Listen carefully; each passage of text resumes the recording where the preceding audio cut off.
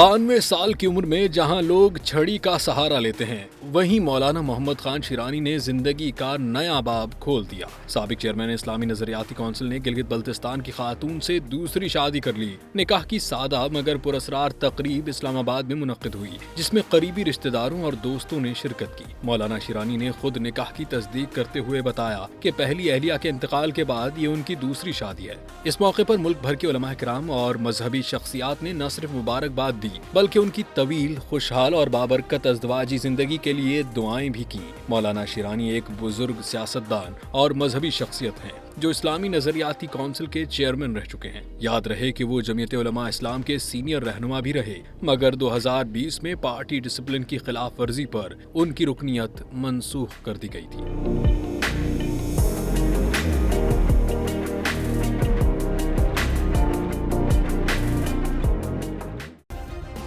Subscribe करें और bell दबाएं ताकि कोई खबर रह न जाए।